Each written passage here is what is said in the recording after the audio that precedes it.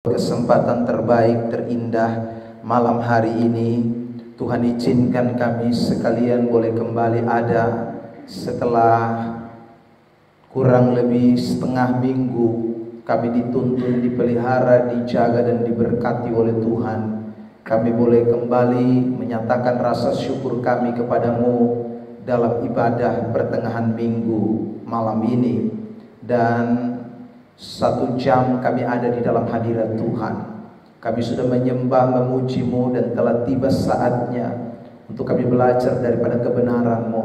Tuhan, tolong Roh Kudus ambil alih, kuasai hati pikiran kami sekalian, dan biarlah malam ini boleh menjadi malam keberkatan bagi setiap kami yang hadir, supaya hari lepas hari hidup kami lebih sungguh-sungguh lagi melayani Tuhan, memberi hidup kami dipakai Tuhan, menjadi alat di tangan Tuhan. Terima kasih Tuhan, hamba-Mu terbatas, urapan-Mu menguasai hamba-Mu. Semua jemaat pun demikian, kuasai kami semua dengan kekuatan Roh-Mu Tuhan. Terima kasih, kami telah siap untuk dengar firman. Mulai dari awal, pertengahan sampai akhir jam pemberitaan, kami taruh boleh jadi hanya di dalam nama Bapa, Anak dan Roh Kudus. Semua kita yang siap diberkati bersama-sama katakan amin.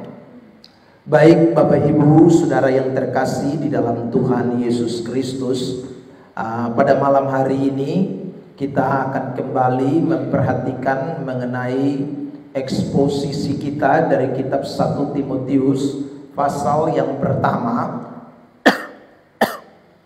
Dan kita sudah masuk pada ayat yang keempat. Hari ini merupakan pertemuan kita yang ketiga, kalau saya tidak salah, tentang pembahasan ayat yang keempat ini.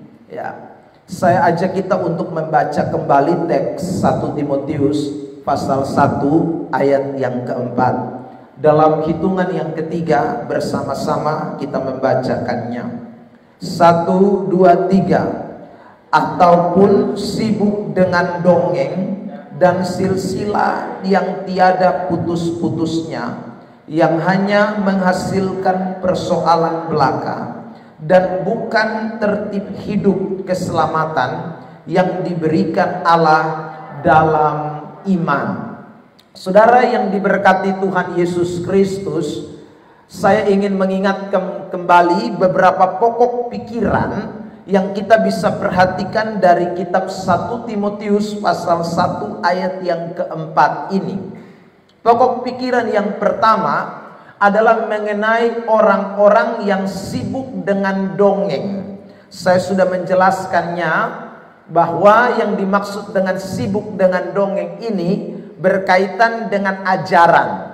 Jadi ada orang-orang Kristen tertentu yang tidak mau dengar firman, yang tidak percaya kepada isi Alkitab, tapi lebih percaya kepada isi dongeng. Nah, itu sudah kita bahas pada pembahasan yang pertama dari ayat yang keempat, eksposisi 1 Timotius pasal 1. Lalu kemudian yang kedua juga yang sudah kita bahas adalah mengenai kelompok orang-orang Kristen tertentu yang ada di Efesus, yang juga sibuk dengan silsilah.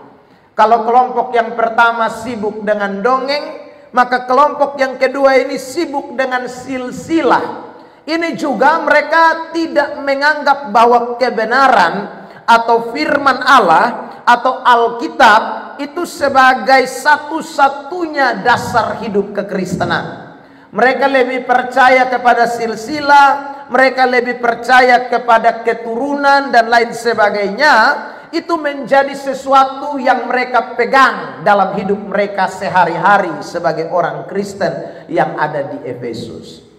Dan dalam pembahasan kita pada 2 minggu yang berturut-turut itu, saudara yang terkasih dalam Tuhan, saya sudah menyampaikan bahwa itu bukan hanya terjadi di Efesus, tapi fenomena semacam ini, orang Kristen yang suka lebih dengar dongeng dibandingkan firman Allah, lebih suka dengan silsilah dibandingkan kebenaran, lebih percaya dengan keturunan-keturunannya dibandingkan kebenaran, itu juga terjadi sampai hari ini.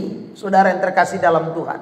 Nah, orang-orang yang demikian ini, saudara, yang tidak mau memberi hidup mereka kepada kebenaran atau kepada firman, hanya percaya dongeng, silsilah dan lain sebagainya, atau menyandingkan kebenaran dengan dongeng dan silsilah, itu akhirnya membuat konflik di dalam gereja.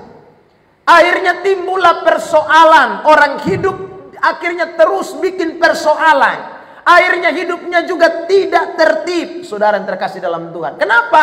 Karena kebenaran yang dipegang berseberangan dengan iman kekristenan.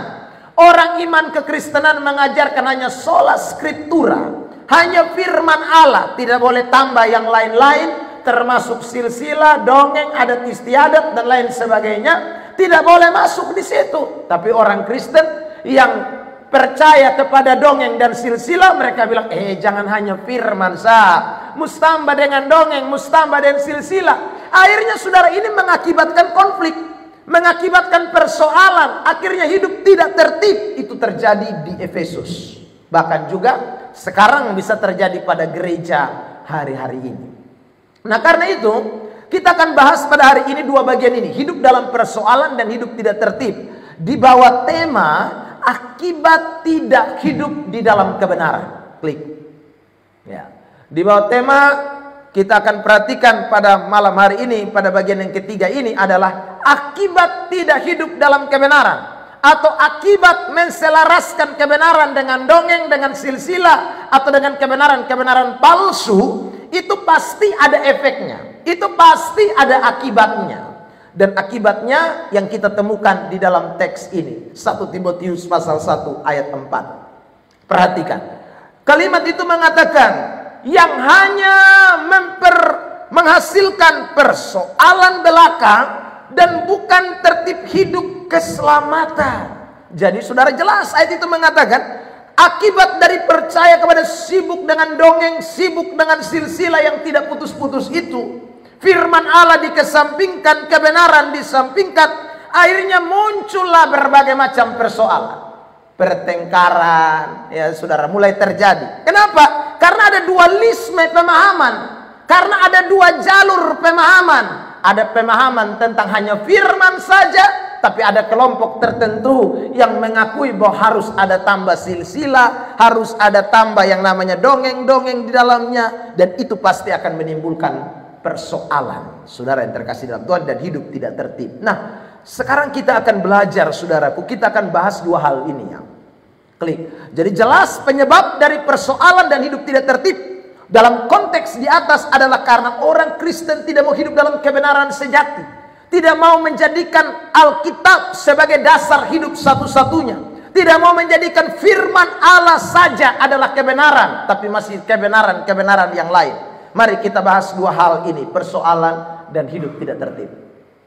Saya berharap bisa selesai, tapi kalau tidak ya kita bahas saja persoalan, nanti kali berikut kita akan bahas soal hidup tidak tertib. Nah, apa yang dimaksud dengan persoalan di dalam teks ini? Kata persoalan di dalam teks ini dipakai kata jetesis. Nah, itu bahasa Yunani yang artinya adalah soal-soal yang dicari-cari karena bodoh atau sok tahu. Nah, ini saudara yang terkasih dalam Tuhan. Jadi orang kalau bikin persoalan, pertengkaran, itu karena dia cari-cari soal yang bodoh dan tidak tahu, sok tahu. Saudara yang terkasih dalam Tuhan. Kenapa kau bilang bodoh dan sok tahu? Ya karena memang semua ajaran silsilah dan ajaran saudaraku dongeng itu ajaran bodoh. Itu ajaran yang tidak ada dasar kebenarannya. Tidak ada sesuatu yang bisa dijadikan prinsip, data, pegangan. Itu tidak ada, saudara yang terkasih dalam Tuhan. Makanya orang kalau berdiri di atas ajaran itu, atau kalau orang Kristen masih menganut ajaran itu, ya saudara, ajaran yang turun-temurun itu, ajaran yang sekali lagi hanya bicara soal dongeng-dongeng bukan Alkitab, maka itu pasti akan menimbulkan kebodohan secara rohani, akan menimbulkan orang itu seolah-olah jadi orang Kristen yang sok tahu. Lihat, saya tunjukkan dua ayat yang bicara soal itu. 2 Timotius pasal 2 ayat 23. Hindarilah soal-soal yang dicari-cari, yang bodoh dan tidak layak. Itu kata yang sama dipakai JTZis, itu sama, saudara. Kata yang dipakai dalam teks ini sama. Engkau tahu bahwa soal-soal itu menimbulkan pertengkaran. Jadi orang kalau sekali lagi hidup di dalam kebenaran palsu, itu akan bikin dia pun diri jadi bodoh. Sudah bodoh, saudaraku, akhirnya dia menimbulkan pertengkaran. Tadi kenapa saya bilang ada pertengkaran? Karena dualisme. Satu omong kebenaran, satu omong yang tidak benar. Baku tabrak sudah. Saudara yang terkasih dalam Tuhan, lihat lagi ayat ini, 1 Timotius 6 ayat 4. Ia adalah seorang yang berlagak tahu, padahal tidak tahu apa-apa. Penyakitnya ialah mencari-cari soal, JTCs, dan bersilat kata yang menyebabkan dengki, cedera, fitnah, dan curiga. Nah, umat Tuhan, anak-anak Tuhan, ini saya mau tekankan buat kita semua yang ada di gereja ini. Dengar baik-baik, kalau di dalam sebuah penggembalaan ada orang, ya, mau pendeta atau mau majelis atau jemaat yang ada yang tidak bersandar kepada kebenaran, ya, ada yang tidak mau hidup hanya pada firman, tapi mau pakai yang tambah-tambah itu, saudara terkasih dalam Tuhan, itu pasti akan kacau balau. Itu pasti akan ada pertengkaran, pasti akan ada perselisihan, saudaraku. Karena ada orang-orang yang sok tahu, ya. Karena ada orang-orang yang bodoh tapi kayak kepintar begitu. Saudara terkasih dalam Tuhan, itu bahaya sekali dalam hidup gereja Tuhan. Nah, kita semua diajar untuk tunduk kepada kebenaran. Orang Kristen yang menolak kebenaran sejati pasti hidup dalam kebodohan. Saudara terkasih dalam Tuhan, orang Kristen yang menolak firman Allah sebagai satu-satunya prinsip, sebagai satu-satunya dasar, pasti bodoh. Mau 10 tahun di gereja, mau 20 tahun di gereja, mau pelayanan non-stop, tetap bodoh. Perilakunya hanya sok tahu, tapi dia tidak mengetahui sungguh-sungguh kebenaran. Itu sangat disayangkan. Nah, dan orang kalau sok tahu, kebodohannya menguasai dia, itu kadang-kadang susah untuk diajak kompromi. Ya, saudara yang terkasih dalam Tuhan. Nah, pada malam ini saya mau tunjukkan kepada kita nih, ciri-ciri orang Kristen yang hidup di dalam kebodohan itu. Ya, kalau sudah menolak kebenaran dan hidup dalam kebodohan itu akhirnya jadi seperti ini. Lihat ini, Amsal 26 ayat 11. Sama-sama dibacakan buat kita. 1, 2, 3. Seperti anjing kembali ke muntahnya, demikianlah orang bebal yang mengulangi. Saudara garis bawahi kata mengulangi kebodohan.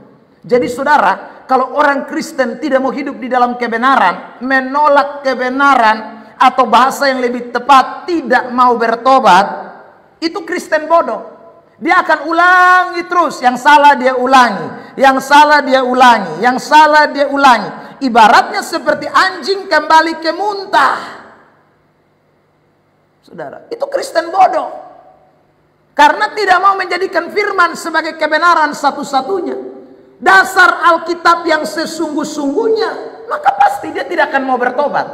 Saudara yang terkasih dalam Tuhan, makanya Kristen begini nih, biar 10 tahun pergi gereja, mabok larut tidak berhenti, pesta pora tidak berhenti. Ya karena memang dia mau ulangi terus. Yang bodoh tuh dia mau ulangi terus.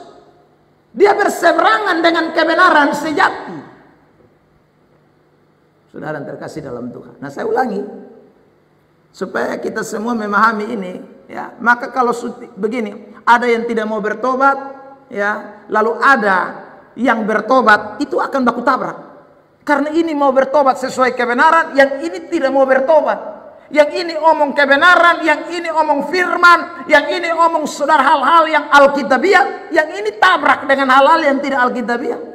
Itu akan terjadi. Sampai kapanpun kalau orang bodoh, saudara terkasih dalam Tuhan, yang sok tahu tidak mau bertobat, ya, ada di dalam sebuah pelayanan, ada dalam sebuah gereja, maka tidak akan pernah berhenti yang namanya persoalan dan pertengkaran.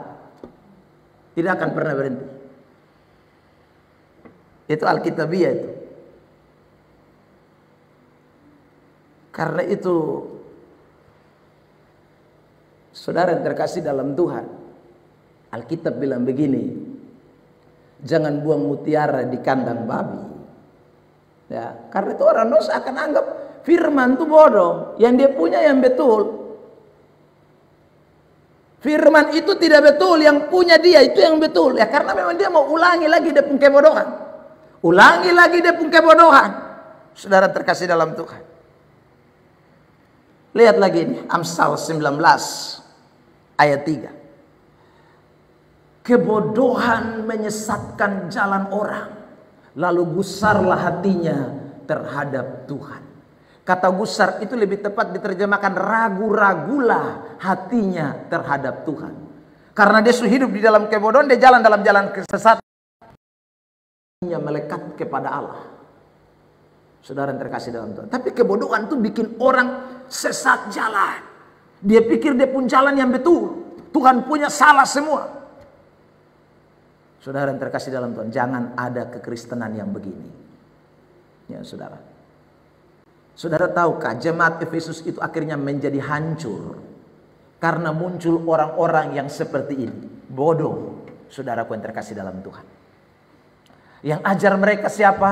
Rasul hebat namanya Paulus. Ya, yang ajar mereka siapa? Seorang yang tiap hari bertekun dalam baca Alkitab namanya Timotius. Itu jemaat Efesus digembalakan oleh dua tokoh yang hebat, Paulus dan Timotius. Tapi saudara lihat, meskipun Paulus dan Timotius yang menggembalakan ini jemaat, tapi saudara yang terkasih dalam Tuhan, ini jemaat akhirnya menjadi jemaat yang hancur. Ya. Saudara, jangankan Paulus dan Timotius. Orang kalau memang mau bodoh, Tuhan sendiri turun pun tetap dia tersesat terus.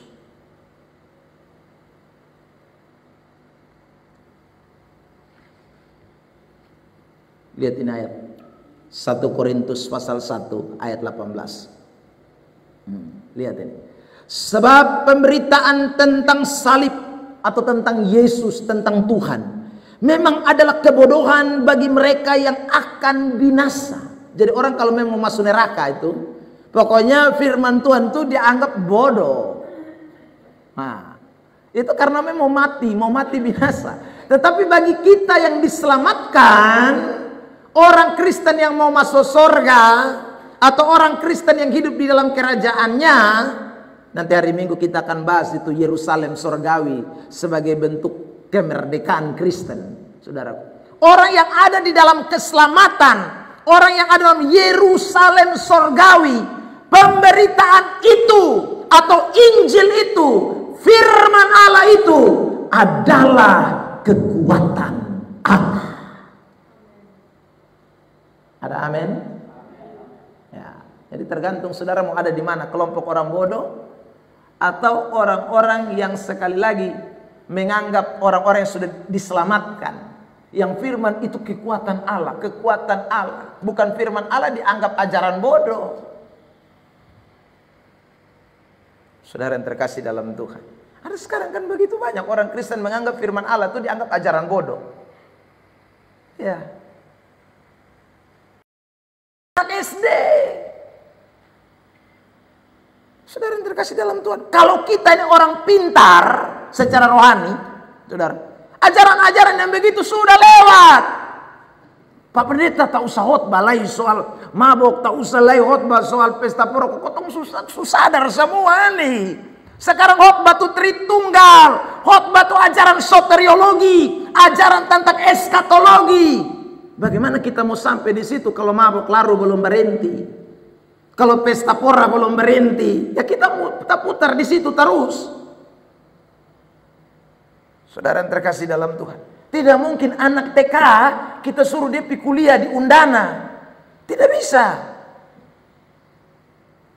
Saudara yang terkasih dalam Tuhan, nah hari ini saya mau tekankan ini firman, supaya Kristen tidak boleh jadi Kristen yang begitu bodoh. Firman Allah dianggap kebodohan.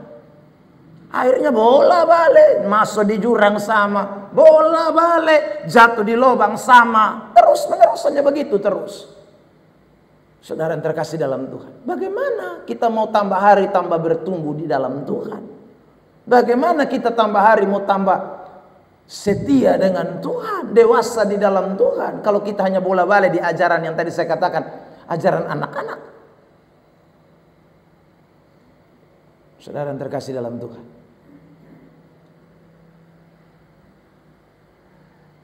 Orang yang tidak mau dengar firman sebagai suatu ajaran dan dia menganggap kebodohan, itu dia gali di kubur sendiri. Lihat ini ayat ya. Lanjut, saudara yang terkasih dalam Tuhan. Itu gali kubur buat diri sendiri. Matius 7 ayat 26. Alias gantung diri sendiri. Lihat ini ayat. Tetapi setiap orang yang mendengar perkataanku ini dan tidak melakukannya, ia sama dengan orang bodoh yang mendirikan rumahnya di atas pasir. Itu bangun kehancuran buat diri sendiri. Saudara, itu membangun kehancuran bagi diri sendiri, alias bunuh diri. Saudara yang terkasih dalam Tuhan, ya. Kalau bahasa yang lebih sederhana, tahu-tahu neraka, ya saudara. Tapi dia mau ikut orang neraka pun perilaku. Tahu-tahu itu perilaku neraka, tapi tetap ada di jalur neraka. Itu kan namanya bunuh diri, toh. Saudara yang terkasih dalam Tuhan, membangun kehancuran bagi diri sendiri. Saya mau bandingkan dengan ini ayat Roma pasal 2, tampilkan di isi worship saja. Saudara yang terkasih dalam Tuhan, kitab Roma pasal yang kedua. Perhatikan ini ayat. Jadi kalau orang tidak mau sadar, tidak mau terima firman, aduh itu sangat disayangkan. Karena itu sama saja dengan ika batu di leher lalu kemudian pikas tenggelam di laut. Tapi bukan orang lain pikas tenggelam, potong sendiri pikas tenggelam. Saudaraku, Roma 2. Perhatikan saudara yang terkasih dalam Tuhan, saya mulai baca ayat 5. Ayat 4. Maukah engkau menganggap sepi kekayaan kemurahannya, kesabarannya dan kelapangan hatinya? Tidakkah engkau tahu bahwa maksud kemurahan Allah ialah menuntut engkau kepada pertobatan? Ayat 5. Perhatikan jemaat, sambung itu kalimat 1, 2, 3.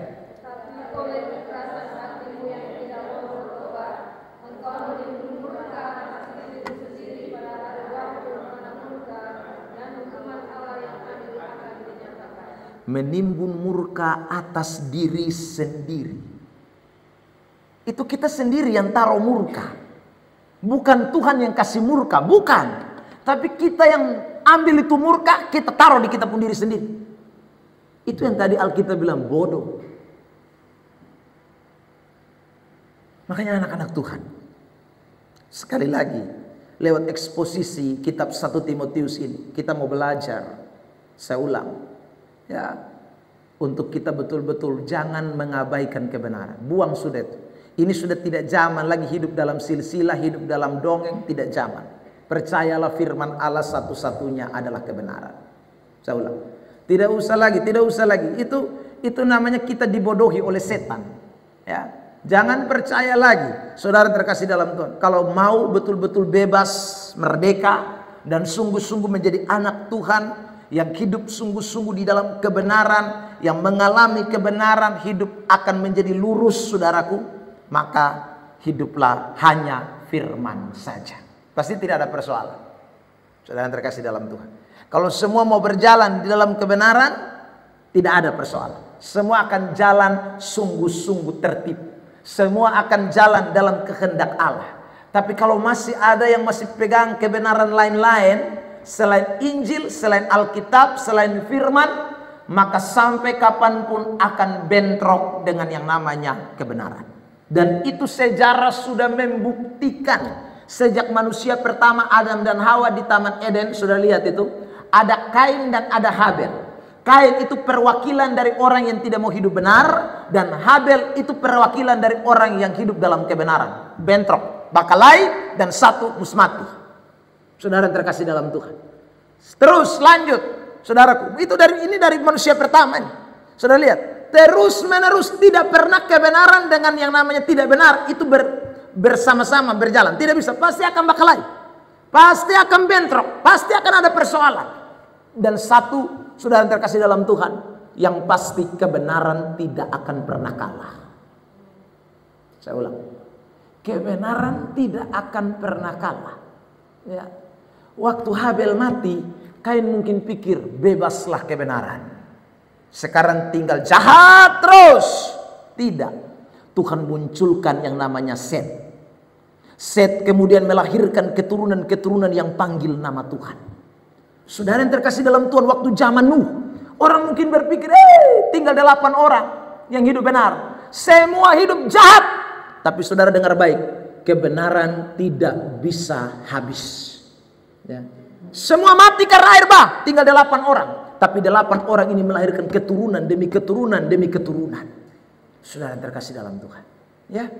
Zaman Yesus, orang bentrok semua dengan Yesus. Orang salibkan dia. Saudara. Tetapi ingat, kebenaran tidak bisa punah. Dari yang satu disalibkan itu muncul 120 orang di loteng Yerusalem di hari Pentakosta. Dari 120 orang itu, saudara terkasih dalam Tuhan, muncul 3.000 orang pertama jemaat yang bertobat di gereja mula-mula. 3.000 itu naik 5.000. Saudara, naik terus. Saudara, gereja berusaha dipenjara lagi oleh kekaisaran Romawi. Lihat ini, bentrok lagi. Rasul-rasul bentrok lagi. Saudara terkasih dalam Tuhan, kekristenan hampir lenyap. Ya. Tapi saudara yang terkasih dalam Tuhan, saya ulang, kebenaran tidak bisa dilenyapkan. Jadi jangan pernah mimpi orang yang hidup dalam ketidakbenaran mau melenyapkan kebenaran. Karena usahamu itu sama seperti usaha mencari angin. Satu kebenaran mati, akan muncul 1000 kebenaran yang akan datang. Saudara, kekaisaran Romawi itu bunuh orang tidak main gila. Semua orang Kristen dia bakar. Ya. Don't pikir habis lenyap. Semua rasul-rasul dibunuh semua. Sampai murid-murid semua, murid-murid rasul-rasul dibunuh. Polikarpus segala macam dibunuh semua. Tapi saudara, hari ini Injil tersebar sampai ke seluruh pelosok dunia. Ya. Itu saya ulang lagi, itu membuktikan bahwa firman yang namanya kebenaran tidak bisa dibendung oleh apapun. Karena itu mari saya ajak kita, hiduplah dalam kebenaran. Meskipun terkadang harus bentrok dengan ketidakbenaran, tapi kebenaran tetap akan menang sampai kapanpun. Kiranya Tuhan Yesus memberkati kita dengan firman ini. Kita akan ketemu nanti pada pembahasan selanjutnya tentang hidup tidak tertib. Kalau orang hidup dalam ketidakbenaran, hidup pasti tidak akan tertib, kacau balau. Nanti kita akan lihat pada session berikutnya. Tuhan berkati kita.